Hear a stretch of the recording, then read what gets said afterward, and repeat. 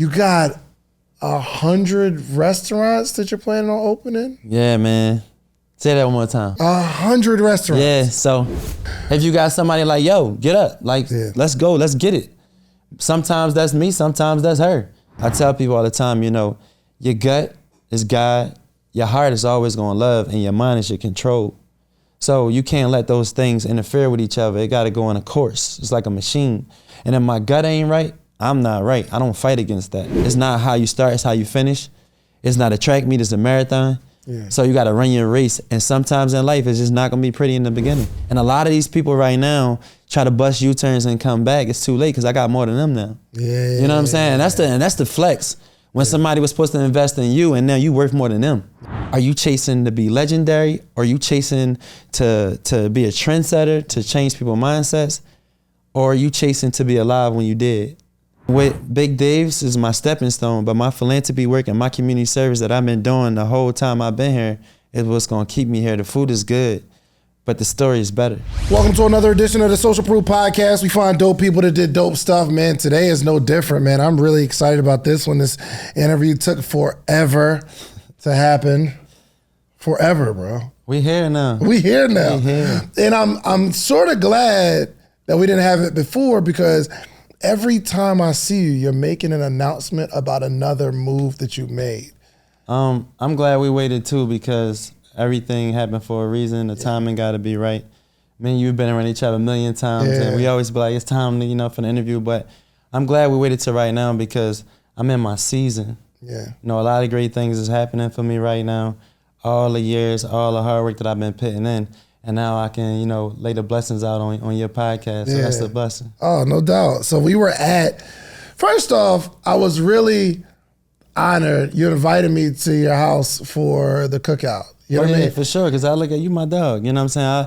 Certain people, you connect with, and I'm built off energy. Yeah. Like, if I build with you off energy and we on the same level, how we think, we can sharpen each other. Why not want to be around those type of individuals? Yeah. I was thinking to myself, I was like, well, we haven't hung out too much when we spend that much time together, and I got over there. It was like all family. I was like, I really feel, I don't take it for granted. I feel honored. You really invited me. Sure. That's how I am. Like, when people come into my household, I want everybody to feel like family. I'd be like, listen, make yourself at home, go in the refrigerator, go do what you want to do. I'm not entertaining you the whole time. So, because, I think, what we got to do a better job at is connecting. Mm-hmm. I think, all of us, we're doing high level stuff, but if we don't connect in those rooms and share information, how can we grow together? And that's what I like to do. For sure. And at the cookout, you announced that you got a deal with a liquor company. Yeah. So I share a little bit about it now. I ain't really let it all the way out to the media yet. We put a pause on it because, you want to lay everything out the right way. But I definitely did a spirits deal. All of these situations that I got going on right now, I'd be like, damn, this happening to me. But yeah, somebody, believed in me, wanted me to push a brand that is the D. Hayes brand. And I partner, and it's about to be everywhere soon. So they're creating... So you're creating your own spirits. It's not like a company that had a liquor and they're like, kind of like Diddy. It's a company that's already existing, but we did our own partnership with my brand. Yeah. Are you able to go through some of the details of the deal? Not yet. Not yet? Not yet. Okay. Well, let me ask you this: do you get money up front? I don't want that. See, I'll explain that to you. In deals, sometimes we always think about the upfront. I care about the back end. I care about the residual income.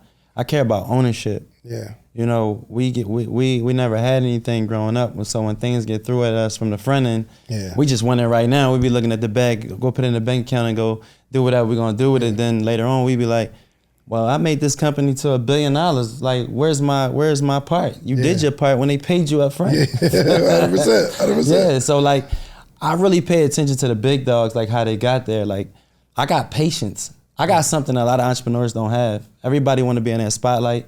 Everybody want it right now.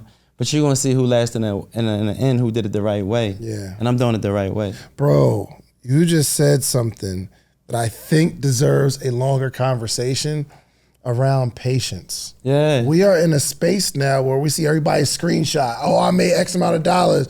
I'm doing this and that, but like you to really build something sustainable, you gotta have patience. Not saying wait around for it to come, but you gotta know the moments. But also, I tell you what, we are top line sales driven. That's all we talk about is top line.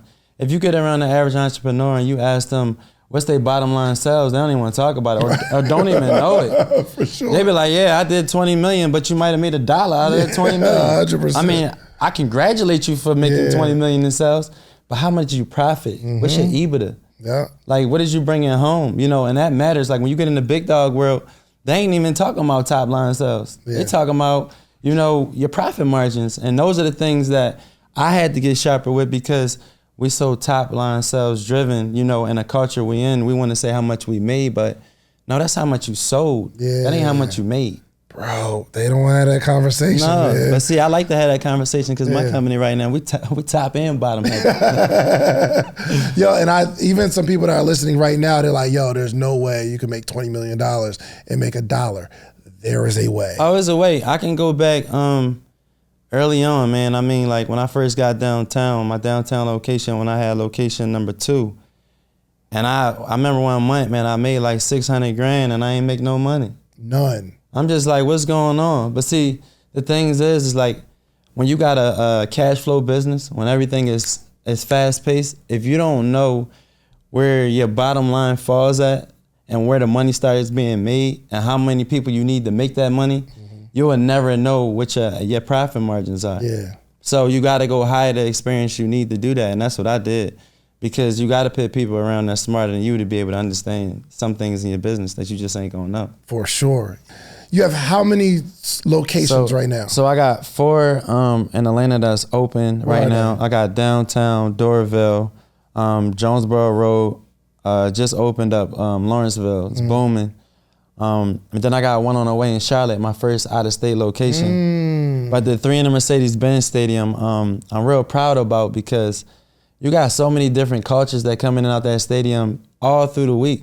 And we're the highest grossing restaurant in that stadium right now. How do you know that? Numbers. But does the stadium tell they let you? us know. No, they let us know. Oh, and, really? I just had something come out a few weeks ago, you know, letting us know that we number 1 in the stadium, but we also know that through the numbers also. Because I know what we putting out right now in the carts, and we're doing better than a lot of people doing in full-fledged restaurants in the stadium. So, yo, walk me through this stadium situation. Because I think it's a lot of restaurants, they're like, yo, if I can get in the dome, if I can get in the stadium, whatever it is in their city. Does every business win in the stadium? No, every business don't win in the stadium. And that's the blessing I'm saying from Big Days because, first of all, they got to want you. Yeah. You know, and then when you get in, the people got to want you. Yeah. And for the people that want you, your food can be good, but can you get it out fast enough? I mean, you got halftime. Yeah. They only got a small window, so they don't have time to wait in line. It's like really order, here's your food, order, here's your food. Yeah. And that helped our concept out because we was able to gear up faster just for the stadium and then go back to the restaurants, the brick and mortars. I was able to take some of those protocols that we use in the stadium and put in the restaurant and orders go out faster. So a lot of the things that we do, we piggyback off of other things in the business and be able to sharpen it up in the kitchen. Gotcha. So that's the one thing that you gotta have is time frame and being in. You got like maybe 65,000 people, 70,000 people, and just say if you get 2% of that traffic, I mean your line is gonna be ridiculous. So you got to be able to get that out. I worked in the mall. I had a kiosk in the mall. And the mall charges an amount per month. And then if you go over a certain amount of sales, they take a percentage. Does the stadium work that way? Well, see, my deal is a little different. I did more of like a partnership. So yeah, we still split sales, but I got a very good deal that I can smile about at night, and I'm sure they can too. So I'm happy about that. But I tell people all the time, you never know what leverage you got until you ask. You know, before I went in the stadium, now it's bigger brands nationally, you know, by name. But before I went in the stadium, I told them, I'm going to bring a culture in here that's not in here. I'm going to bring something in here that you guys don't have. So we're going to help each other in this. Yeah. And sometimes you got to ask for stuff that sometimes you have to really believe in your gut that you want, because how am I ever going to know you want something if you don't believe it in yourself? But if I go in there stern and say, listen, I'm coming in here, I'm bringing this. And if I don't back this up, then you win. Then you re-angle me. Yeah. You know what I'm saying? But if I come in here and do everything that I need to do, then let me spread my wings. And that's what they've been doing. And I started out with one location and now I got 3. I got my second one, I think, in the next 3 weeks. They already seen the line. So it was like, you know, I'm having it my way right now in the stadium, and I'm having it my way right now with the brand, period, because I went through my roller coaster rides with this brand, but it taught me my patience. It taught me that every day ain't gonna be a good day, but long as you got breath in your body, you can make it a better day for the next day coming, and that's what I've been doing. Yo, I wanna know how it almost seemed like you and your wife started popping up restaurants together. You know what I mean? Like, yo, y'all just you had your truck, you had your spot, Pinky had her spot, and y'all just had y'all spot, right? But then it just seemed like y'all started expanding at the same time. Yeah. Well, so what we did was, to be honest, we sharpened each other. Yeah. And that's just like if you got a business partner or you got somebody besides you every day, y'all both doing the same thing. There's no time to be lazy. Yeah. So if you got somebody beside you and you chasing one thing and they chasing another thing, or they staying stagnant, you're now going to become dog because you're the only one with the sharp mental every single day trying to get in another level. Well, we both are like that. So 3, 4 in the morning, 5 in the morning, while everybody's sleeping, we up. Right. We shooting ideas at each other. We seeing how we can sharpen our brains out. A lot of people don't see that. They only see the announcements. But man, some days, man, I got bags big as pillows because I ain't been asleep. You know what I'm saying? Or I'm chasing some. Or just like when today I leave and go to New York, and I don't even know my itinerary. You know, when I get there, I'm just going with the flow. Yeah. Because I've now built my life that way. I'm comfortable with it. And when you're comfortable with something, you can't be around somebody that's going to unsharpen your comfortability, because then you ain't creative no more. You trying to figure out why you just ain't you. Why you just staying stuck? This ain't you. You ever get in that mode where you just don't feel like getting up in the morning and you just trying to figure out like where your drive gonna come from? This morning, bro. Now check this out. Imagine on the other side of you, if you got somebody like, yo, get up. Like, let's go, let's get it. Sometimes that's me, sometimes that's her. Yeah. So that's the blessing with it. But I think about this too. My OG James that owned Rap Snacks. I talk to him from time to time in the mornings, and he told me a couple years back, he said, D, he said, find some people in the morning that you can call, I don't care whether it's 3 or 5 minutes, just to sharpen your mindset that's chasing something like you. And man, when I tell you that work, because sometimes we just don't got the key to start our engine, but that person on the other phone is the key. And now you up and ready to go once you talk to that person because you're motivated. Like if I sit there and talk to you and you say, yo, I just got signed by such and such, I'm about to be all over this network. I'm like, damn, they did that. I gotta go ahead. I gotta go harder. But see, that's what we gotta do more of. Like a lot of people look at stuff like bragging. We should be proud about what we doing. Yeah. Like we should want to share our compliments with other people. But when you ain't doing nothing, it's bragging because they can't accept it. 100%. We're going to take a little commercial break for the morning meetup, themorningmeetup.com. I'm on a call every single morning with these folks here every morning at 7:45. It's so important, man. It's so important because I don't care how motivated you is. Some days you just ain't going to be there. 100%. No, 100%. Sure. All right, yeah. So that was my hey, go to themorningmeetup.com. Join our community, okay? You get to hear from me every single day. All right, so I kind of know the story. Grew up in Philly. Yeah. And you started making cheesesteaks in Philly? No, when we came down here? I actually started making cheesesteaks down here. So how I really got here in Atlanta, I used to go to school in Athens, Georgia. So back in 2001, I got in trouble in high school when I was in Philly. I went to Overbrook, same school as Will Chamberlain and Will Smith graduated from. And I used to come down in the summer times because my grandparents moved to Athens in 1996. They used to live in Philly. So every time I'm going in the summer times, my dad not knowing, he keeping me out of trouble. You know, when I get down there with my grandmother, I'm planting flowers and all type of stuff. And then, you know, he's like, you know, you need to transition yourself down there and play basketball and all that. And I love basketball. So I thought that would be a fair shot for me, you know, coming to the South. But my man, when I tell you it was so different, man, because I'm looking at deers in the yard, I'm looking at school buses, we call cheese buses in Philly, you know what I'm saying? So the whole atmosphere is different, but it saved my life, man, because like when I'm in Philly, you in these it's really like the restaurant, or just like we're in this room now, these walls, right? You in this box. You don't know anything else exists. I never went to school with other races. I only went to school my own kind. If you go to class, you passing because everybody ain't going to class.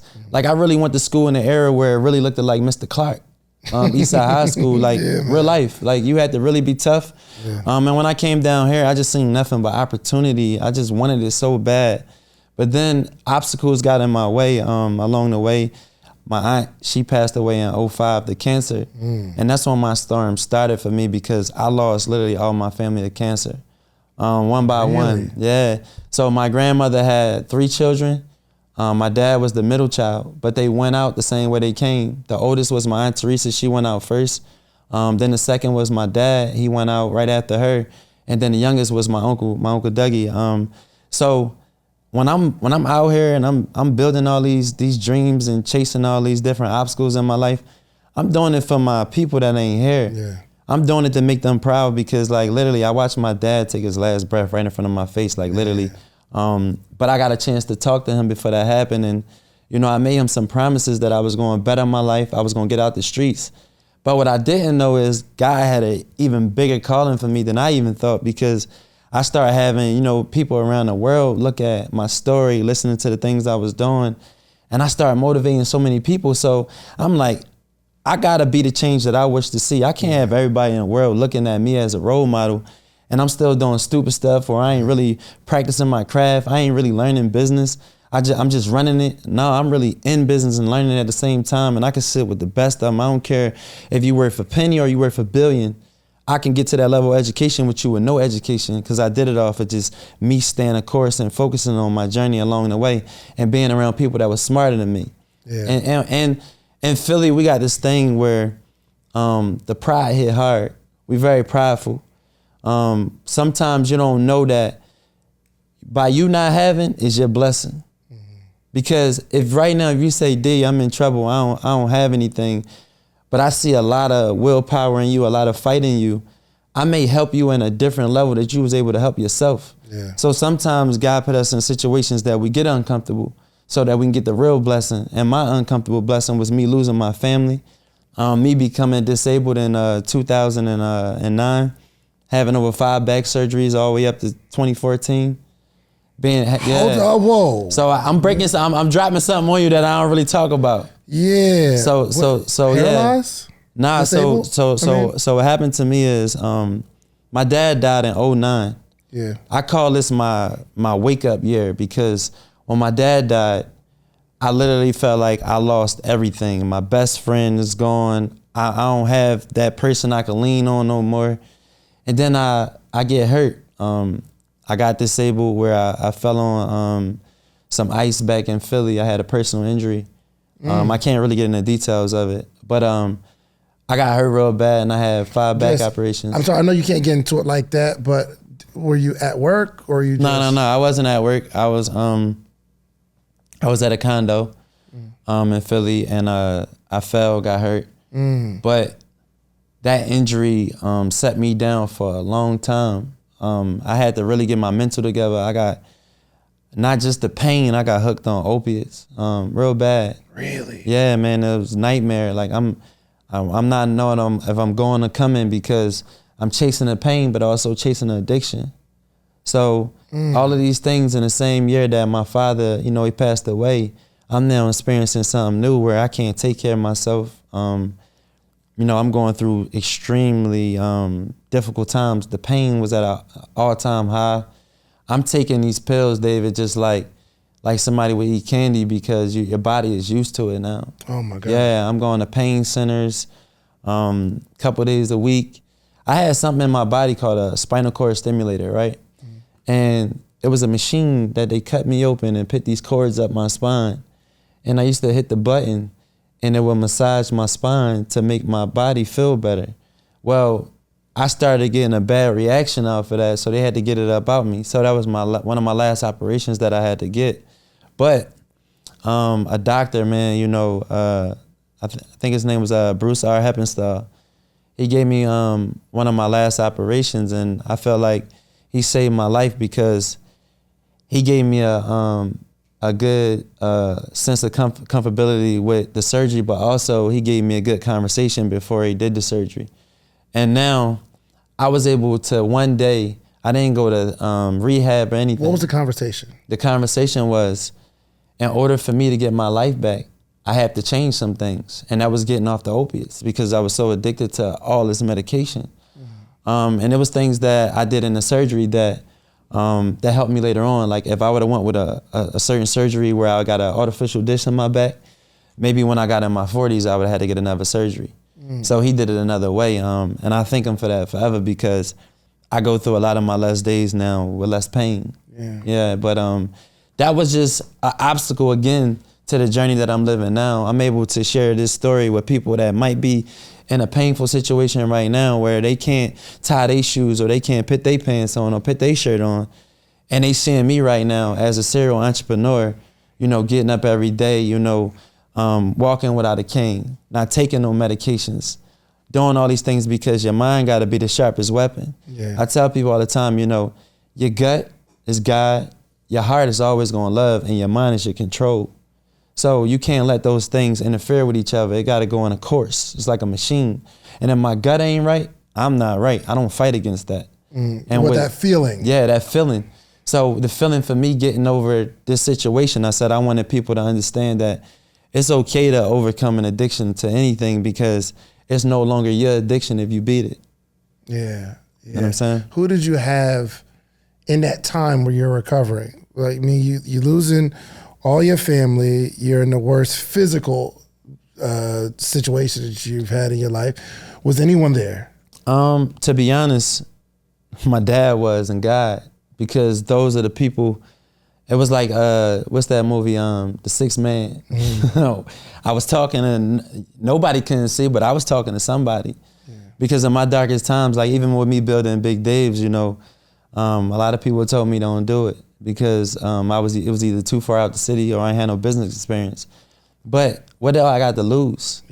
Like right now, I got everything to lose now because I built that to lose. But before, I had nothing to lose. I was just a black man trying to figure it out. Right. You know what I'm saying? But now, it's like, with me, I love when somebody tell me I can't do something.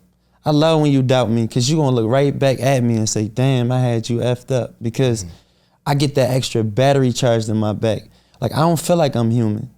Like, there's a lot of things that I understand with human people that I learned to master. Like, for example, when people tell me somebody says something about me or somebody, you know, they might have said something that didn't sit right with them about me or about something, I'm like, they're human. They emotions. They have emotions. If you watch me right now become a millionaire in front of your face, and last year you had more than me, I expect you not to understand it. You know what I'm saying? I'd expect you, you know, to get uncomfortable. Because the culture that we in, but I'm showing people that you got to get comfortable and understand the blessing beside you because I might have got a blessing that was going to be big for you later on. And sometimes we block that by, you know, hating on other people or not being able to receive their blessing because everybody blessing ain't for you. And everybody blessing ain't for them. 100%. You know what I'm saying? That's just the truth. Everybody that get a blessing out here, you might have got, I might got all my blessings for everybody in this room later on to hear me sitting here talking to you. That might not even be the principle, the moral to my story. You know what I'm saying? And I understand that. So when I say I'm not human, I understand that humans make emotional decisions. I'm out of my emotional stage. Cause I know that if I react off emotion, you're just gonna call me weak or you're gonna say I don't understand you. But if I take my time to get why you did what you did or understand why you did what you did, then I can kind of cope with you and say, all right, I get it. I see your point of view. I understand that instead of me just being that reactor, like, yo, man, why you do that? You know what I'm saying? That wasn't the right thing to do. But then I got to understand there's two sides to every story. That's why I tell people, like, you know, you get the big group of people that everybody ain't eating. Everybody might not be eating because everybody ain't putting food on the plate. You know what I'm saying? Everybody ain't bringing something to the table. Only way you gonna eat in this world right now is you bringing something to the table. I'm sorry, you know, I like to say this, but you got friends right now because you're doing good. Like, I'm just being honest. Like, if you're doing good, you got friends. If you're doing bad, you got family. That's a bar. You get what I'm saying? It's a difference. So when people like, yo, that's your friend, such and such. If he was with me when I ain't had nothing, he my family. Like my two big guys that sat in that kitchen with me in that 700 square foot gas station helping me get to these millions, that's my family. Yeah. And I tell anybody that they can go in any room with me. You know what I'm saying? I don't care about net worth of an individual. If I had to pick them at the door with the two highest net worth individuals getting in the room, they come in with me because they was there building with me. That's a fact. All right, I want to get into the story, man, of how you became this mogul, right? And I don't. The only reason I'm saying this is I saw you post it. You got 100 restaurants that you're planning on opening. Yeah, man. Say that one more time. 100 restaurants. Yeah. So I be having to think about it in the morning. You know. Yeah, walk me through that, bro. So we started and said we're gonna do 50. No, I'm sorry, 45. Then we was gonna do 50, but we started seeing all the attention that was coming to the brand. Shout out to CNBC, because there ain't too many people could say they broke news on CNBC that they franchising. So that was special, but we saw a lot of applications that people were, filling out, trying to get qualified for. Like right now, we got over 1,600 people trying to get franchises. Really? So right now, I'm not chasing money. I'm chasing relationships. I'm chasing the people that I want to see help build the brand that I have my father's name on, the legacy. Yeah. I'm not doing this because you got a couple million in the bank and I know you could build a Big Dave's, because you're going to be a headache for me later on. Yeah. I want people that believe in me, believe in the mission, believe in the brand, want multiple locations. And I want to help other people break their generational curses. It's just not about people that got money. Yeah. It's about opportunity. Like, Big Dave is going to be able to provide, SBA loans to get you approved, to be able to get you a franchise. Like, I want to go and get the small pup that got the big mind decisions. Like, that's the dreamer just like I am. It ain't all about just going to go get the guy with the bag, because sometimes guy with the bag going to hurt you. Yeah, that's a fact. Yeah. All right. So I gotta go back. Okay. So you get hurt, you're injured. What year was this? I got injured in 2009. You got injured in 2009 and you were down for a few years. Yeah, I was down for almost 6 years. 6 years. Yeah, I mean, just imagine this, David. We sitting here on the couch right now, but imagine you telling me right now, hey, D, I'm going to Turks, me and the guys. I got to watch y'all go talk about this story. I got to watch y'all, reminisce about what y'all did on these vacations while I'm sitting on the porch, or I'm addicted to opiates that I don't even know what's going on with life. These are all the things that I really had to battle. Yeah. A lot of people don't know I was beyond deep depression. I mean, I just lost the person that I really honored the world to. Yeah. And now I got my life taken from me, but I'm still breathing. And what were you doing for work around this time while you were hurt? Well, I would say before I got hurt, I worked at the Postal Service. I was a mail handler inside a distribution center. I love that job. I was good at that job. And then I worked at a hospital. I was doing housekeeping. I was cleaning hospital rooms. And you know what?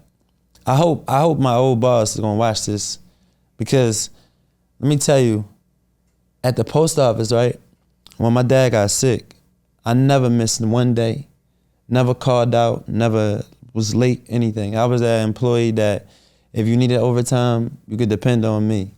Well, my dad got sick, I walked over to him and I said, hey, I need some time off. My dad's sick. I got to see what's going on with him. And he told me, it's the holidays. I can't get you off. You know what I did? I walked up out of there. I said, listen, I'm going to get another job, but I ain't going to get another dad. Yeah. I got in my Buick Lucerne and I drove to Atlanta by myself, falling asleep, hitting the little Jones on the side of the road, like trying to stay up, all the windows rolled down. And that was a part of that legacy. See, me, I've been on my own for a very long time, since probably 17 years old. I always was an independent person, but my dad was my dependence. He was that person that, I always can depend on. And I felt like nobody, when he was sick, I felt like he needed somebody beside him. And I never left his side. Every single day, all my dad, chemo and radiation, therapy treatments, I was there for literally all of them. Yeah. I literally never left his side in the hospital till the day he stopped breathing. Yo, I wanna know about this, like this kind of you've always been by yourself, and I'm curious how that affects you in marriage, because it was an adjustment for me, because I've done everything myself. Now I've had my parents. I lost my dad in 2010, and I just recently lost my mom. But sorry to hear that. Yeah, it was. Yes, it's. That's why I'm hearing you, and I'm like, I can only imagine all of that on top of depression and addiction and pain. Like, I can only imagine. And then I ain't even get into the other side of it. The other side of it is my grandfather, the person who I felt like was the hardest on me my whole life, but gave me so many morals and principles I live by now. So when I'm living with him, right, I can't sleep past 7:30 in the morning. Really? What? Saturdays? Listen, I remember my first job. I'm working at KFC. My first job, and I got fired in 20 minutes, right? So I'm trying to hide it from him. I'm like, yo, I got fired in 20 minutes. This has got to be the worst thing ever. So what I did was, so KFC, I don't know if they still got this, but so the chicken comes up. So I go to grab the poles, but I don't put no gloves on. So it's hot. Yeah. So I drop all the chicken on the floor, and the Indian guy was like, what are you doing? So he's like, go home. So he fired me, right? So I get another job. I finally tell my grandfather I get fired. I get another job at Ingles, you know the market Ingles? So I'm working at Ingles, and I'm doing really good. I'm loving the job, I'm stocking. Why every morning my grandfather is just shopping for no reason? He's just shopping for no reason. I just see him on his cart. Oh boy, he want to make sure you still got that job. You ain't doing that right. Nah, but so what I had to realize is my grandfather always knew I was the one. Mm-hmm. Like, we may not want to be real with ourselves, but you know who the one in your family. You know who just got the it. Like, you know who got the it just around you. Mm-hmm. And I think with me, my grandfather knew I had the it. Yeah. So he got sick along the way. And while I lost my father, while I lost my aunt, while I lost my uncle, now I'm losing my grandfather. Yeah. I get the gas station location open for about maybe like 2 months at the time. And then my grandfather is just really going downhill. So the doctor said that he had to go to hospice. And, you know, and no shade to anybody who put their family in hospice, anything like that. But for me, I felt like this man been too good to me personally to not be there for him. Yeah. So I'm like, I'm gonna have to pause this business for a second. Really? Yeah, and I'm about to now be going back and forth helping my grandmother out with him. So back, I'm gonna rewind. I told you I made my father a promise. Now I'm about to make my grandfather a promise. These are the two men who really raised me. So before my grandfather died, you know, he told me, I'll never forget about these two things. I was up into knee deep, probably head deep in the debt. I just had blew all of my money partying and then putting the rest into the business. And I got a newborn baby. And I'm bringing my newborn baby down to Athens every single day. And I got to take her to daycare in the morning. But what he told me was, he said, God ain't going to put you on nothing you can't handle.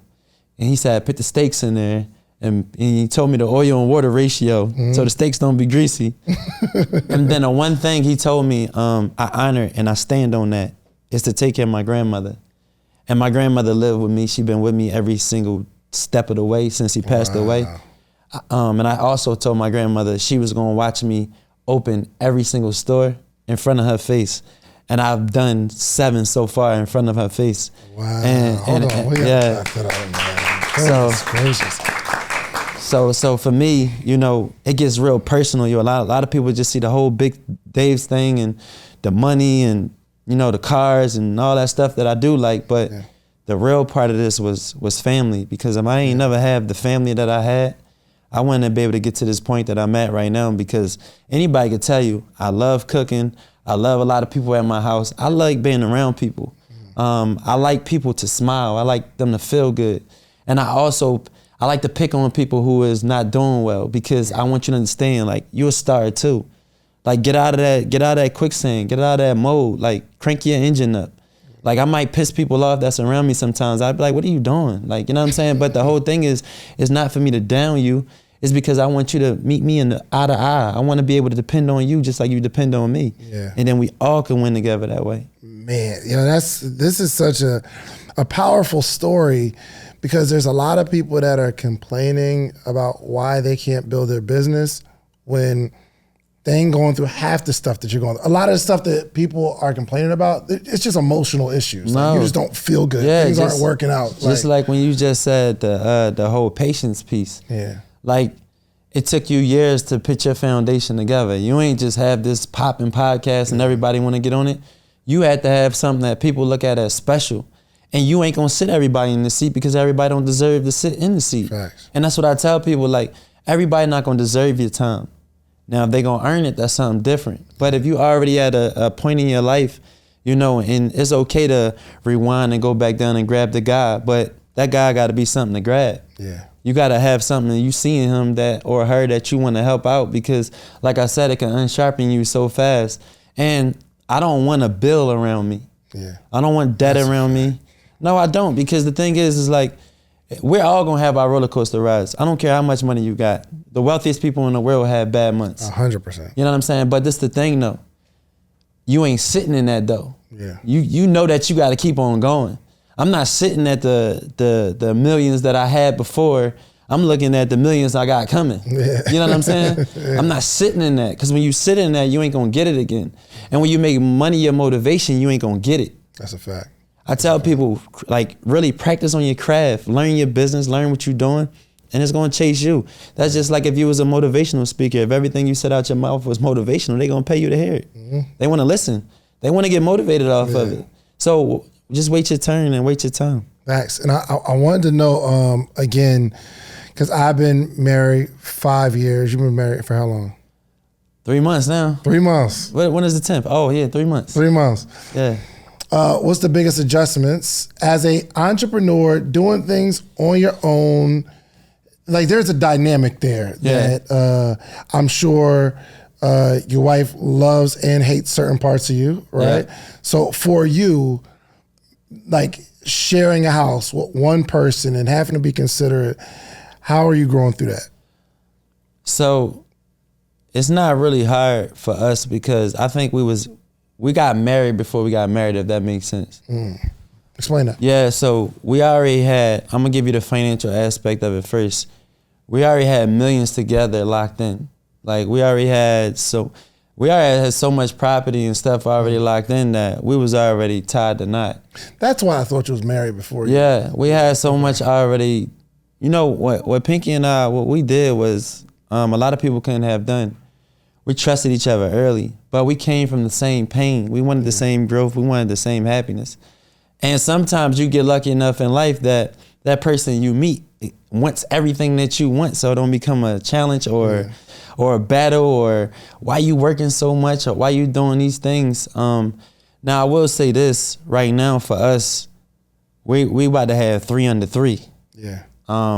So we got right now, I got 5, I'm about to have 5 kids in total.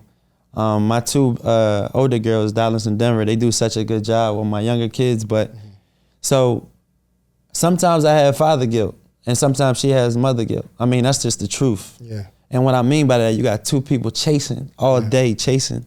And we got sometimes a little time to be there with our kids. And I think that's the hardest thing, because we both be sitting there like, you know, man, this ain't got no choice but to pay off. I'm missing these moments. And for me, that's hard sometimes because, like, I gotta put work in front of everything to take care of everything in back of me. You know, we gotta be real with ourselves to say that our careers has to be the most important to be able to take care of our families. Yeah. Because right now, I can have these 5 children, and if I can't provide for them, I can't take care of them, I can't give them a resource, then how am I supposed to really give them an opportunity in America? Well, let me ask you this though, because it's not like you're having an issue providing for them, but you have this window of time, and this is a conversation that I think is needed to have between 2 men, 2 fathers, 2 husbands.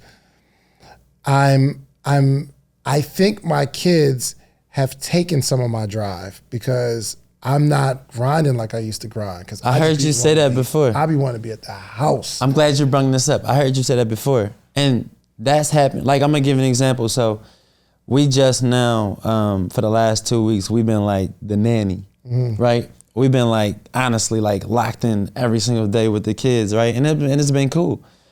Like this morning, my son, he wake up and I look over and he's sitting there smiling and laughing at me, and I'm like, damn, it's not a better feeling in the world than this, right? And I know what you mean, where your kids can kind of steal that time, because, and salute to you. I even seen the way you are with your daughter when you was at my house. I could tell that you're a real father, and we need more men like you out here. But needless to say, you can comfort her, you can care for her, you can give her all of that. But when the tuition due and you got to pay your mortgage and all that's due, like we have to make time for everything to make sense. And being a serial entrepreneur, you know, you have to leverage that time out. Like we got 24 hours in a day, and I'm about to break this time down to you, right? So you may get 4 to 6 hours of sleep.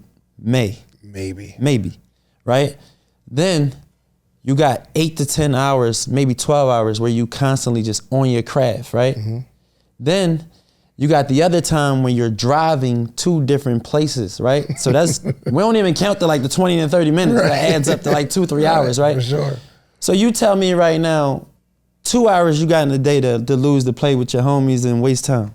That's what I be meaning when people don't have their priorities together, because you don't have enough time in 24 hours to be able to do all of these things and then waste 3 to 4 hours senseless. If you took that 3 to 4 hours that you wasted and maybe gave it to your kids, and then now everything leverages out. We don't be paying attention sometimes to be on the phone. We be sitting there talking about basketball, football for 30, 40 minutes. Dude just threw for 300 yards and he making $20 million a year. You get what I'm saying? Like, his dream and his goals are working. And you sitting there talking about how he could have did better. What can you do? You know what I'm saying? And that's what we got to stop doing. We be spending so much wasteless time on things, and that's what I'm doing a better job at. I promised myself for 2024, I was going to do so much better at not allowing people to get in my space, wasting 10 minutes of my time, 5 minutes of my time, because that can go to my children who I need to give that more of that time to. 100%. Yeah. All right, so we got to get into Big Dave's and how it was built. So the truck was in Athens, Georgia.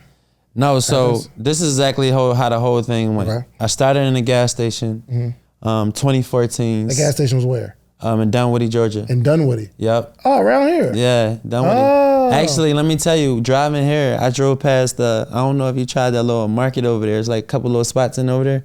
I used to eat lunch in there like every couple days. Really? I got a little hot Never spots. been over there, bro. Oh no, I'll show you a couple little hot spots. But this was my my stomping grounds.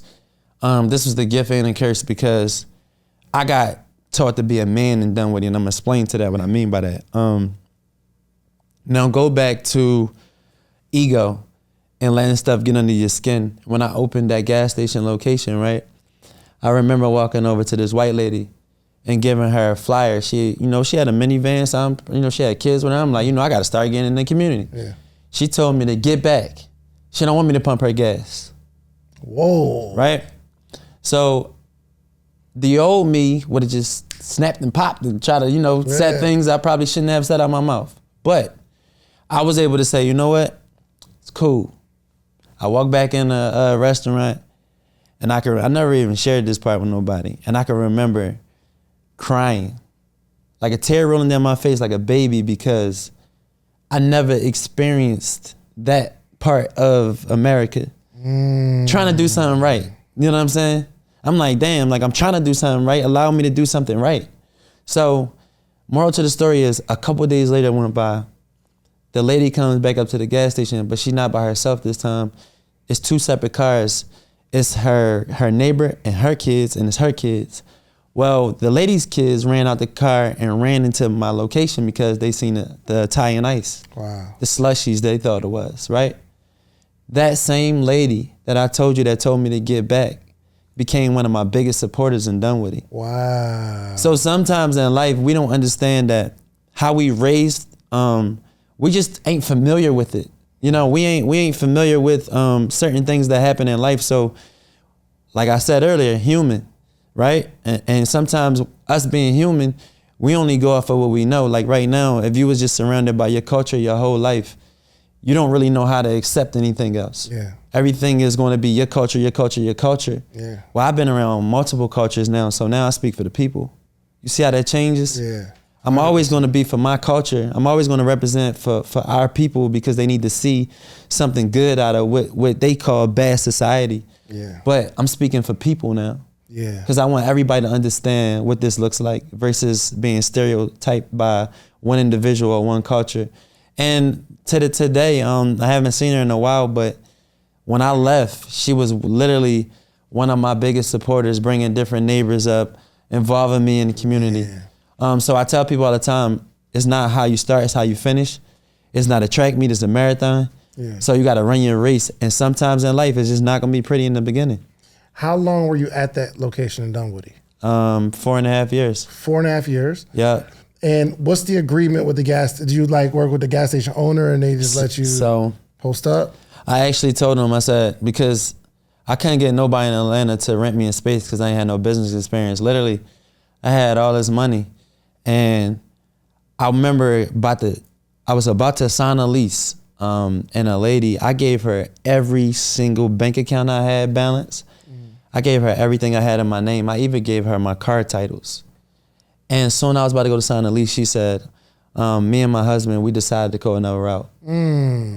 And it broke my heart, man. Like, I'm like, are you putting this together like, yo, I'm in the South, these people racist? Yeah, so now that's what society trying to tell me. Yeah. I'm like, I came here to change my life and it's not giving me the opportunity. But then I go on LoopNet. A friend of mine told me about LoopNet, right? Again, in Philly, I don't know LoopNet. I don't know what LegalZoom. I don't know what none of that stuff is. I don't know nothing about LLC, none of that. I just know streets. But I always knew I was a hustler because I was in the streets. Because I tell people there's no difference, and I'm going to say this, and I don't want nobody to, you shouldn't be breaking the law, but there's no difference between selling drugs and business but paying taxes. Yeah. You got to pay your workers. You got to take care of your team. Everything is the same, except for you going to jail the other way. Right. You know what I'm saying? But you can go to jail this way too. Yeah, and this way too. Keep paying the taxes. Yeah, but that taught me so much. But again, I went to this Indian guy. He had this space. He wanted $1,500 a month. And I told him, I said, listen, I'll pay you 6 months up front right now. I got the money. You ain't got to worry about nothing. And he let me, into that space. And do you know, I went from making $0 my whole year. Eve came one day, right? The rapper Eve. Oh, Eve, okay.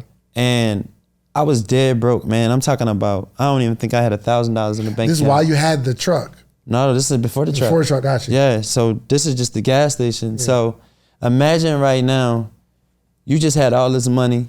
Hold on, I'm sorry. You were in the gas station? I thought you had a gas station. I thought you had a truck.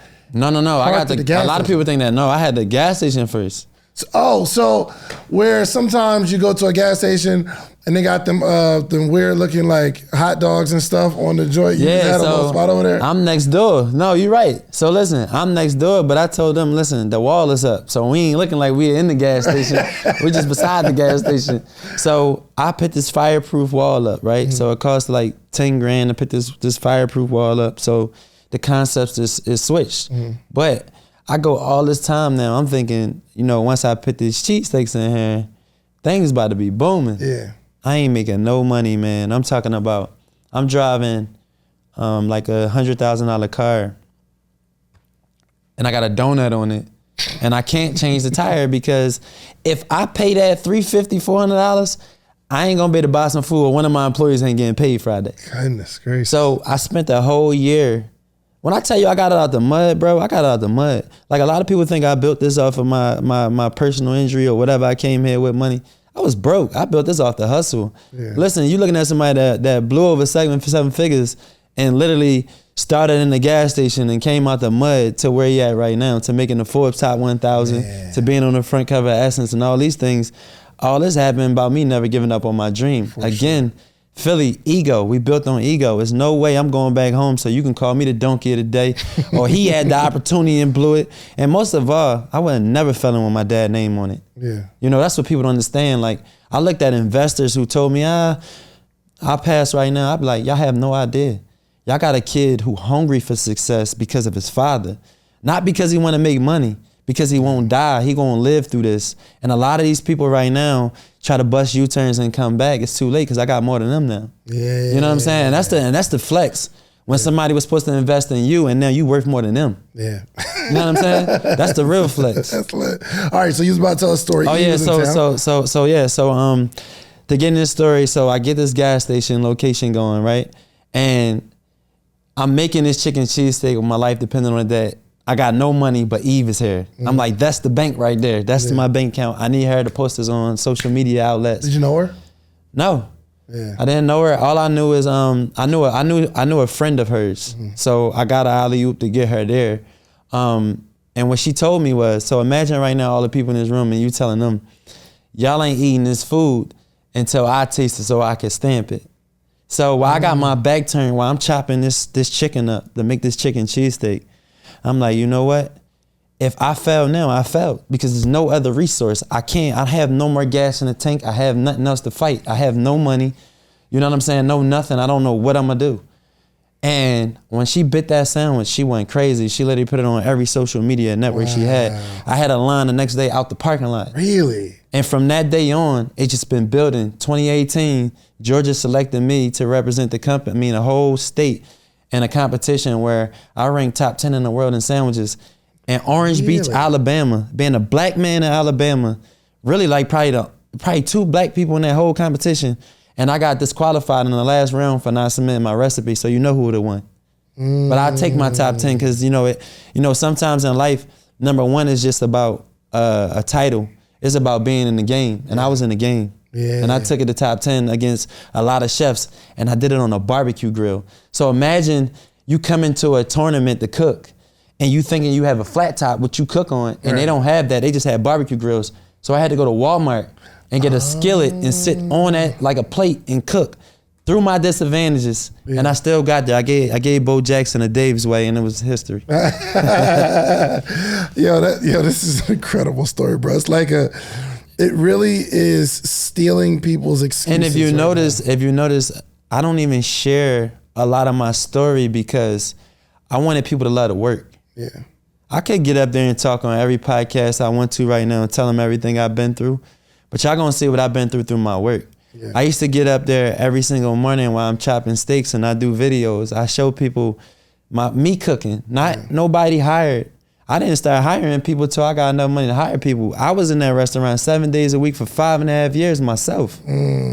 Grinding, getting up at 4 in the morning, doing my prep, rolling the egg rolls, all that myself. So when people see the glamour now, just remember I went through 8, almost 9 years of my life every single day giving to this dream. Goodness gracious. So as you're expanding, what are some of the biggest issues with expansion? Because I know through this journey, it's been ups and downs, man. Yeah, I would say the biggest has been resources. Resources. I mean, you gotta look at it like this, right? So the world was just women heavy. When you even look at like George Floyd, right? God rest his soul. But George Floyd was a black man, but then right after George Floyd, all the money went to women. You know what I'm saying? And the women deserve it because women went through so many years of not getting the resources and the privilege they deserve. And to be quite frank, they just got their shit together more than us as a whole. I'm just being honest. So I'm going to tell you, because now that I am an investor, so I got to put my investor hat on. So if I'm looking at this young guy who wants things, right? And any young guy, and I can look at a young woman, she might be more frugal, more financial responsible. You might want to take care of 10 of your homies and blow the bag. You know what I'm saying? So women were safer to invest in the pandemic. It just was a safer route for investors. And that's something that I had to go through, not just with investors, but I had to go through that with myself because at that same time of me climbing, I'm realizing that I need more diversity up top. Yeah. I need more women in the company. I need more feminine energy because when you don't create that atmosphere up top, it becomes so top heavy with men and ego. That's just like with you right now. If me and you was working together and you thought you know how to do something better than me, we'll be battling, trying to prove each other wrong and kill the company. Instead of coming 100%. Together saying, yo, we got to meet in the middle somewhere because I want to say you're wrong or you want to say I'm wrong. Yeah. And I think when you're dealing with certain individuals, you're able to adapt differently. Like, I'm gonna give you an example. And a lot of people don't understand this or even know that they do this, but when different cultures tell you what to do, you do it differently. Explain that. What you mean? So right now, you can tell your team, somebody in your team, hey, I need you to take care of XYZ, boo, boo, boo. Another culture tell them that in that same position you in, they're gonna take care of it. And that's not always the case, but the reason being is because I'm not used to you being my boss. Yeah. I'm used to you being my friend. My homie. My homie. Right. So when we trying to get money with our homies, and if you can't turn that hat off, then it ain't gonna work. Yeah. You know what I'm saying? So I got this thing with me, like, we could be boys in the crib, but business in the streets. Mm-hmm. Like, I ain't your homie in the streets. Yeah. Like, we doing this business. Like, even with Mike, my manager, when me and Mike in the crib, we could sit there and talk about anything. We always talking about high level things on how to, level each other up in our careers. But when we in the streets, Mike know his role and I know my role. Mm-hmm. You know what I'm saying? That's the way it need to go. Yeah. Have you come across getting any investors at all? Oh yeah, so my investors is Richard Lou Dennis. So you know what? That's what I thought. I didn't know. Well, I didn't think about it, but I know with I want to say Pinky said she got it. Yeah. So. And I was like, it would make sense. He also invest in both of y'all. Yeah, you know but so it really didn't happen like that at first. So it just was I got to know them. Shout out to New Voices, good family.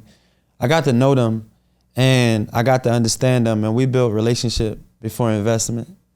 A lot of people always run into investment. I like to build in relationship. I want to know. Right now, I got people want to throw money at me left and right. I literally get a phone call every day. This person got 10 million for you. This person got 5 million for you. I got it. Who cares? Mm-hmm. You know what I'm saying? It's not a big thing anymore. Who can help me now resource-wise? Yeah. That's what I'm chasing. I'm not chasing the money. My company take millions to run.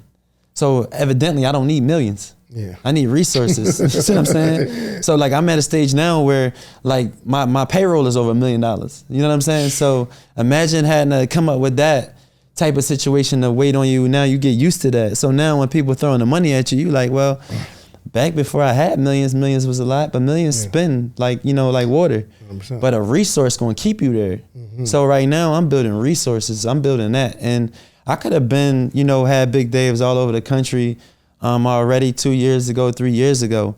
But I ain't want to be the brand that was just going to be there with the impact. I wanted to be there legendary. I want to be there in the history books. When I'm dead and gone, I'm still living. Yeah. See, that's what people understand. If you're an entrepreneur, like, you need to know, what are you chasing? Are you chasing money? Are you chasing to be legendary? Are you chasing to be a trendsetter, to change people's mindsets? Or are you chasing to be alive when you dead? I'm chasing to be alive when I'm dead. You could look at Nipsey Hussle. He's alive. Yeah. He's 6 feet under, but he's alive. His name is always going to live on. You look at Kobe Bryant. He's gone, but he's alive. These type people, Martin Luther King, these type people, Malcolm X, never going to get stopped talking about, because they did things in life that just can't be erased. Yeah. And with Big Dave's is my stepping stone, but my philanthropy work and my community service that I've been doing the whole time I've been here is what's going to keep me here. The food is good, but the story is better. Yeah. With help out people who are maybe looking to get an investor. What does an investor come with? Because in our mind, we think, oh, you got a good idea, Big Dave's, I got a couple $, I'll invest in you, right? Nah. But I would imagine this investment's a little different. Again, bottom line. I challenge everybody who watched this podcast, that watched this episode. If you don't know what your bottom line is, learn your bottom line. Because when you get in the big dog world, now don't get me wrong, you got to drive the top line sales to have something special, because they think they could fix it. Whether or not you going to fix it or not, they going to fix it. But why do you want to come to the table needing to be fixed? Like, you want to come to the table with it already together. Yeah. Like, I believe in you more if you together. I'm not going to be on your back calling you every day saying the moves you made if you together already. So I had to work on getting together.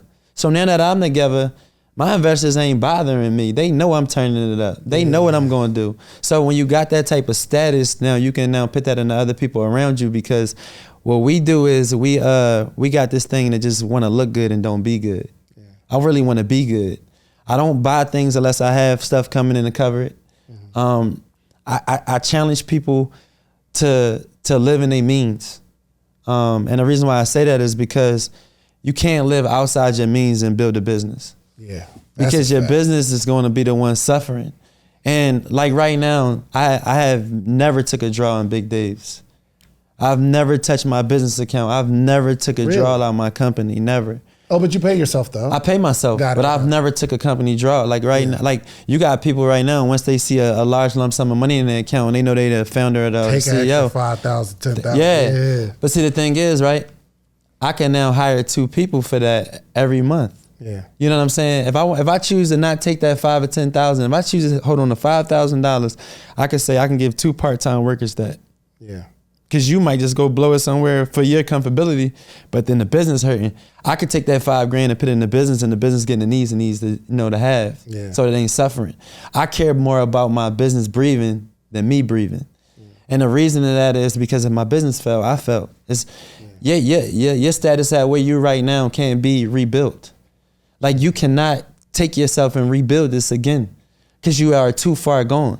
You get what I'm saying? I'm just being real with you. That's a good point. You can't. You cannot. Yeah. Listen, a billionaire told me this, and I had to sit here and think about that. He said, right now, if you was I lost it early, but if you lose it now, how it's going to feel? How can you rebuild this? Right. And to be honest, it'll never be the same special again. Mm-hmm. You ever see somebody get traded and go back home and play for that team again? It's not the same. Yeah. The history is broken. You ain't looking at it the same. Sometimes you can be in a relationship and get back in that relationship. The world ain't looking at the same. It ain't hitting the same. And don't get me wrong. I don't want nobody to say that you can't build a relationship back. but more often than not, it's just weird. It's just now I remember why we broke up the first time. Yeah, you start, and then women, they bring up the whole, you know what I'm saying? This is why such was like last time you doing the same thing. Yeah, so same thing with business. If right now, it's like a person, like if you was shiesty, you can't be unshiesty. Like you can't be unshiesty. You already got that stain on you. No, if you're a thief, you are a thief. Them are 2 things that you just are. Like you just can't change that, because I can't trust you again around finances. I can't trust you around even my cell phone. Yeah. So like you a thief. I can't unchange that. So like when you had to start all over again from being a serial entrepreneur, and when I mean starting over, I mean like you stopped. Yeah. Like you stopped being an entrepreneur that you once was. I think that's what starting over, that you can't get that special back. Yeah, I've been giving entrepreneurs advice. I've been doing it for years, but more recently, the more I give other people advice, the more I realize, I got so much work to do myself. Like they see you like, this guy's got it all figured out, but we never always have it all figured out. My question is, what are some things that you're struggling with now that you're trying to grow through? What am I struggling with now? To be honest, David, I ain't even gonna lie to you, bro. I would say that I've been struggling for the last 4 to 5 years. I'm out of my struggle. And what I mean by that is that every single piece in my life right now, I have, and I've been waiting for. When I tell you, I've been saying this in like every interview, I'm in my season. Yeah. Like people are about to see the me they seen last year, and then next year is gonna look like something totally different. Yeah. You're about to see a kid that had a gas station, to downtown being famous, to building a couple new locations, to having locations all around the world. Do you know right now, it's only 8% of African Americans right now that own franchises? 8%. So you got 92% of people in the world that's in other cultures right now that control the market. Right now, I just told this to CNBC last week. I said, I got a few restaurants, but the name of the brand is massive. It's already like I got hundreds of them. Wherever I go, people know about the brand. But imagine when they actually can match the brand with the name. It's going to be dangerous. It's going to be dangerous. And, that's what I've been waiting for. So in my life right now, I don't have no things that's my challenge. Now, I will say this. My obstacle to what I'm about to roll into is the franchising piece, that I want people to take care of my baby the way I take care of my baby. But I got a team. I got a team like no other. I got a team better than any team I ever had. I got a team of scalers. There's a difference. You got dreamers and scalers. I got a team that can put in the work and get it done. Like, I don't have to make a phone call and say, yo, you ain't get this done. They telling me what they got done and what we working on. So those things like that, you can progress and see vision of the future. And before, it was more so just me burning myself out on Instagram, me trying to get the viewerships and the likes and the comments so people know the company. Now that people know the company, now it's time to scale the company. And this is going to be the biggest year of my life because I'm about to sign a lot of franchise agreements this year. Yo, so the stores that you have now, as they're popping up, is it you building another store or do you partner on all these? No, it's me building them. So every time you see a big, I want people to understand this too, because, you know, I know it took me a while to get here with these locations, but we're talking about $700,000 here. You know, and sometimes over $700,000. To build it out. Yeah. So we take pride in these locations. I mean, a kitchen sometimes can cost you $250. You know, the grills, like, this ain't a cheap concept. This is a quality concept, you know, and I didn't want to be another brand just, you know, just selling food. I wanted the right equipment that can give you the quality food. And that's why I use certain grills that cook the sandwiches, that got a 1/4 inch plate, 1.5 inches. Certain things I know, that's my trick, that other people don't know, but it costs me more money. Got it. Franchise model. So walk me through what that looks like. Like, I want one. You should. I want one. Like, I was going to take over your done with it. You know what I mean? Hey, listen, we talk about that later. You might can. So the franchise model is really is going to be if you ever been in my Lawrenceville location, that's going to be Jonesboro, Lawrenceville, nothing type kitchen, straight to the point. Walk up to the counter, couple seating, get your food and go. But not a sit down and chop it up. It would be a couple seats, but more so fast casual. So I want people to understand, I'm not a fast food restaurant at all. I'm fast casual. I like to call it quality casual because you're gonna get the quality food and you're gonna get the casual experience. We just don't want to say, hey, give me your money. What's your order? I tell my people at the register all the time, you know, you might be the cash to somebody's day. Like, somebody can come in there with their head down and you can say, you know, I hope you have a better day. And that person might can lift their head up. You know, my jeweler told me this a long time ago in Philly, years ago. He said, you know, when I know somebody broke, they walk in my shop with their head down. They don't really want to sell their watch, but they got to. And I know I could offer them anything at that point because they broke. Dang. You know what I'm saying? But I want people to understand when they walk into Big Dave's, whatever you got going on in your life, when you get greeted by my registered person, we are putting cash into your bank account by depositing it with good customer service. Yeah, here's the challenge I would see for somebody to run the register or cook the food, especially if you got the model. I guess it's only so much you can pay somebody for them to kind of give high level customer service. Again, I haven't been there, but I would imagine. Opportunity. So before I get to that, let's talk about the opportunity piece, right? Yeah. So before you get the money, so if you right now are sitting with a billionaire and you made $30 million this year, he don't care because he's a billionaire. Yeah. But if I tell that billionaire, I have an opportunity for the both of us that we can win off of, he is all ears. Yeah. Right? When I'm hiring people or when my staff is hiring people in Big Dave's, we pin that opportunity piece in first. That can be for the money. That can be for anything, because if you was a cashier, you might be a GM next year. That's the type of opportunity that Big Dave's gives. Every single person in the restaurant know how to cook, know how to get on the cash register, know how to be a leader. That's why we are franchising now, because I used to hire people just to be fry cooks or grill cooks or cashiers.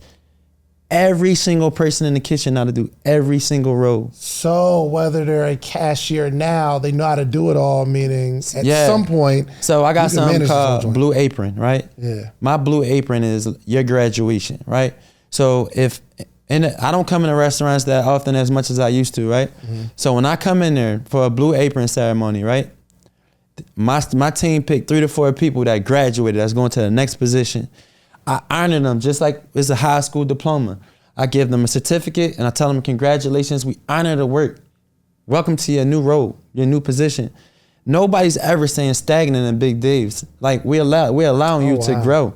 Like I got people right now that literally was grill cooks, went from shift leaders to being able to be supervisors. I'm seeing people buy brand new cars. I'm seeing people sign mortgages on brand new homes that didn't have it. So those are the things that Big Dave's is creating opportunity on, besides just the hourly pay. And I'm gonna talk about the next thing. We provide ownership. So my core people that started with me, the same guys I just talking about, they got phantom equity in the company. So if they stay alongside me the day I exit, they exit. And when they exit, they ain't gotta wait for no 401k. They ain't gotta wait for no Social Security. They got their own retirement by putting their sweat equity into the brand. That's dope. So I didn't want people beside me just working with me. I want you to be a boss too. Yeah. If you ain't a boss, we ain't bosses. How can we win together? That's a fact. Yeah. So maybe during the pandemic, and first off, in Atlanta, don't nobody have no job. Don't nobody work. So did you have any issues hiring people? Because it's like, no. And why y'all here? None of y'all got no jobs? So y'all got nothing? No, you so right. Y'all that's in here. No, you so right. But I'm gonna tell you, you're so right about that. But I'm gonna tell you the approach. So I went from just trying to get bodies in the restaurant to getting the right people. Yeah. So hiring the way you said, just trying to get people, you're never gonna get the right people that way because you're just trying to fill slots, right? But when you become a brand that people, like Deion Sanders right now, he got more viewership than the NFL probably right now per game, right?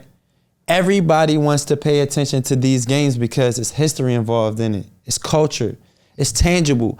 It's something that you feel like you can grab, you can grasp it. You seeing him playing with his two sons. He was in the NFL. He was a legend. And now you seeing him being a legend coach and seeing his son's wings spread in amongst of it, right?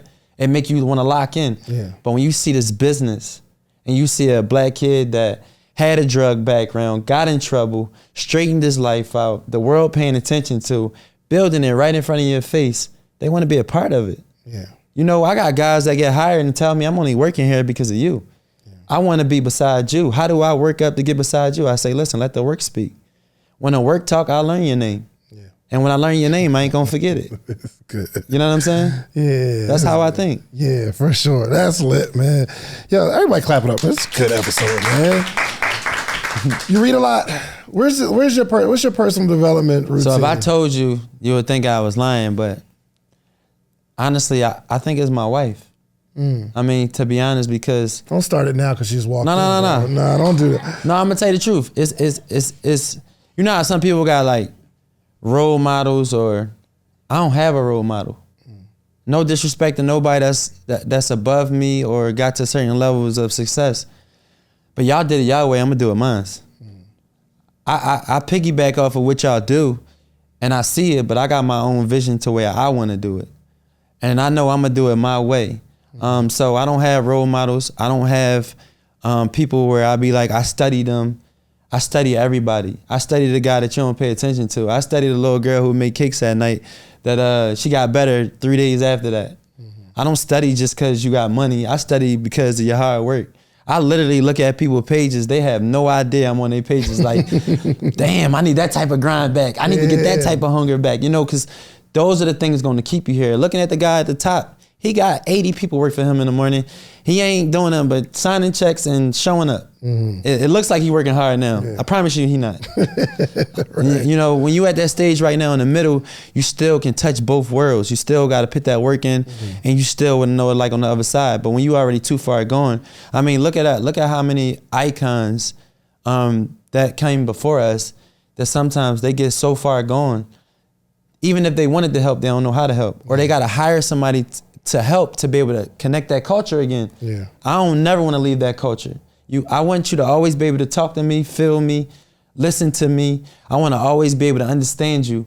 Now that might be a challenge the bigger I get, but that's a challenge I'm willing to take. Yeah, I love this, man, because it seems like you are very well read. Even the way you just like articulate your ideas, it typically comes from like personal development. I mean, I read a lot, but I don't say that anybody's right. Yeah. Because you got your opinion, I got mine. Yeah. Just because your way worked. And once the world is stroking your ego, you right. Yeah. It don't matter. You could be wrong as hell. You right because you winning. So I know you ain't gonna be right till you win. And when you ain't winning, you wrong. Philosophy on kids. You have kids, they're obviously growing up in a wealthy household. Is your philosophy, yo, you don't get nothing from dad. You got to earn it, or I'm trying to pave a way for you? It's funny. I just told my brother, because I'm trying to get my brother to move to Atlanta. And I told him on the phone the other day, and I said, my son right now has proved to me that I've already broke the generational curses. My son, he lives in a mansion. He can be in all the cars he want to be in. He's in a country club. But the only thing I could teach him now is principle, right? So if I have all these things, you can get lost in principle because then you don't understand what it feels like not to not have. Yeah. So when he gets to that 4 and 5 stage, that's gonna be my challenge, just principle, just putting the principle of things into him, because like my 2 older kids, right? I got them to now where they give your stuff away. You know, if you don't need it, give it. Let somebody else have it that need it. They did give backs with me. So my challenge is going to be my kids accepting to give, because they already receiving it. Because when you're born already into a blessing, you only can be a blessing to the world. Yeah. And I don't want them to feel like, you know, they have it all and they don't have to work for it, because me and Pinky, we a lot of ways, but we also different. She's more frugal than I am. She's more than that than I am. And I just like to, I like to look at some stuff to remind me where I came from sometimes. Like a lot of people may think I like cars and all that stuff and the jewelry, whatever the case may be, but sometimes, more than most of the times, I pull up and I just like to look at my work. I could look at my home. I could look at the things that got me here, to know that I never want to drive back to what I had. Yeah. It's not that I just want to stunt these things. I've been having $200,000 cars since I was 20-something years old. I'm 36 now, so those things don't excite me anymore. But if I can get the kid to pay attention to me on Instagram, he don't even know I'm indirectly giving him the message. Yeah. You know what I'm saying? He might be looking at the materialistic things that I have, but I'm really giving him the message through it by saying, yeah, you can have these things, but in order to keep these things, you have to have your stuff together. But for your own child, it's like the philosophy of, do I prepare my child for the way, or do I prepare the way for the child? So that you don't want your kids to go through what you've been through, but no. Also 80% of millionaires are self-made, meaning wealth, for me, wealth doesn't travel well, meaning it doesn't really go to the next generation, because they only have, according to these numbers in my own head, they got a 20% chance because they didn't go through what you got. Yeah, it might be less than that, but just hear this side out. So right now, you say you pass away, you got 20 million cash in the bank. You give this 20 million to your kids. If you never taught them to be financial literate or to know financial literacy, the money gonna get pissed away. So when people say they want to pass on the money to their kids, well, first you gotta teach your kids how to be financial literate. That's where the principle comes in. Yeah, so then that's what the principle part of it is that, like, so for me, I'm even with myself, you know, like I said, it's a gift and a curse. You gotta have somebody sharp beside you to understand these things. Like, so right now, money could be pouring and coming, but you gotta have somebody beside you saying, it ain't gonna always be like this. You know, we gotta do better, you know, and that's the thing. So with the kid element of it is, you gotta let them know, like, yo, you with them $100 sneaks on, like, that's the blessing. Like, so what are you gonna do right now to get you another pair of $100 sneaks? Like, I'll give you a story. My OG Derrick from I met him through Pepsi. He was the Pepsi president, and he became like a real close friend of mine now. And I was at his house one day, and I was talking to his son on the dock. We was fishing. And this is when I said, oh, I got to turn my kids up when they get this age. His son's into stocks, right? And he's like, man, I lost a lot of money. I only got like $350,000 left in my stock. And I'm like, 18 years old, 350? You doing well. Right. You know, but again, It's about the level of opportunity you provide for your kid. Like now that, yeah, I do play with millions now, right? So I'm not looking at money the way I used to look at money, but I can't let him look at the new money the way I look at the new money, because he'll never understand the old resource of the money. Gotcha. He gotta feel the struggle still. You gotta still be able to meet him in the middle.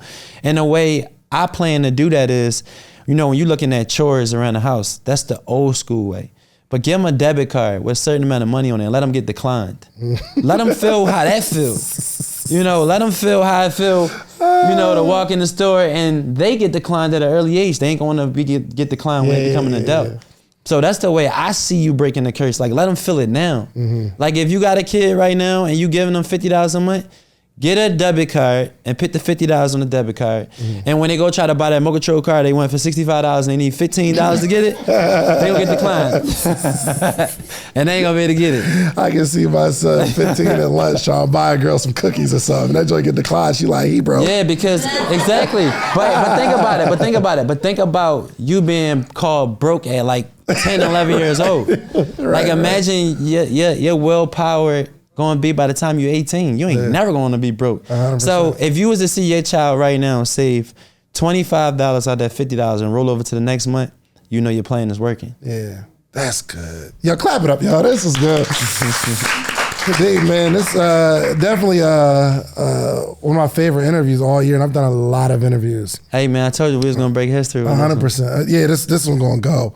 I need to know your 5 year, what you see for yourself, and I know it's kind of a tough question, but I want to know what you see yourself accomplishing in the next 5 years. And the only reason I'm asking you is because I want to watch this interview 5 years from today and be able to say, yo, Derrick said that 5 years ago he was going to do that, and it happened. Well, of course, my 100 locations, but I plan on having more than that. But I'm going to start at the 100 locations, and I'm going to be putting out books. Yeah.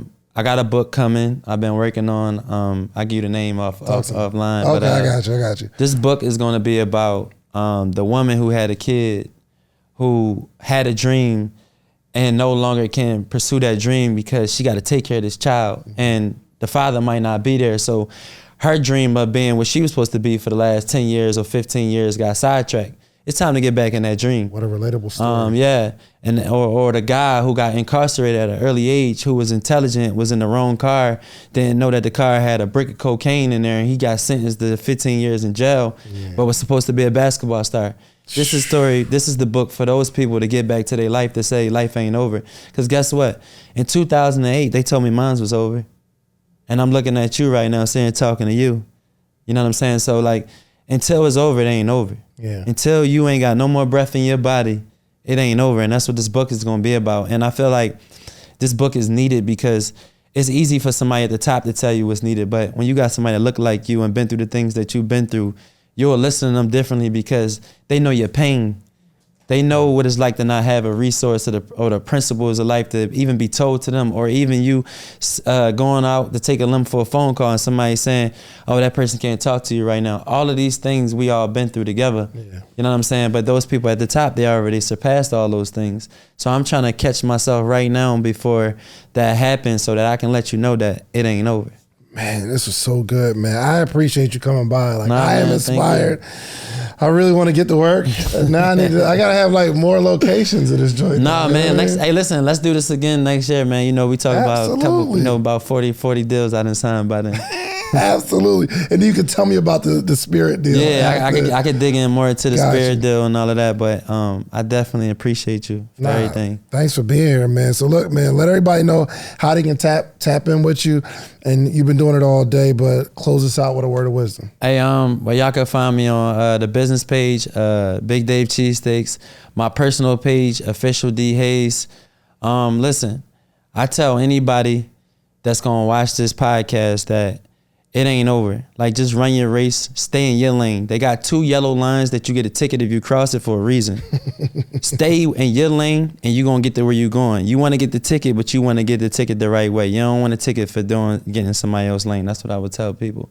Stay in your lane. Man, listen, we can't close it out no better than that. Do yourself a favor, man. Follow Big Dave's Cheesesteak on Instagram. Make sure you follow Official D Hayes on Instagram. Make sure go get you a cheesesteak. Yeah, go get a real cheesesteak. What's the It's the chicken joint, but it's a. Oh man, you've been around. Hey, listen, you gotta get the egg roll. Hey, Gotta get the yes. For You've been sure. around some Philly guys, man. You saying John? Yeah, I'm from.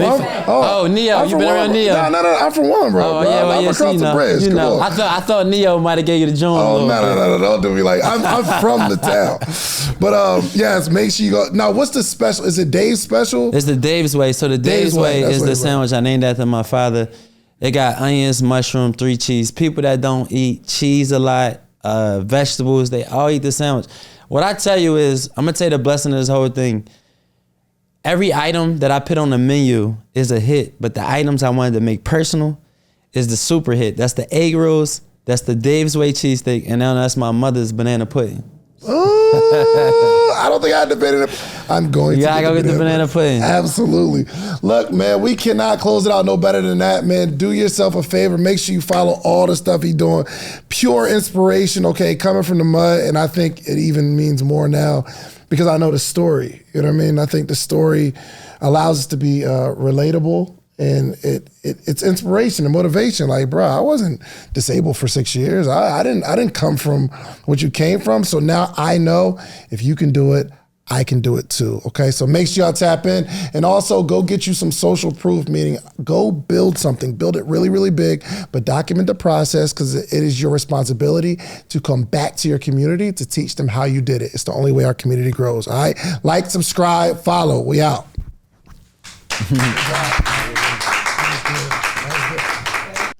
If you like the video that you just watched, click this one. You're gonna like this one, maybe even more. Click it right now.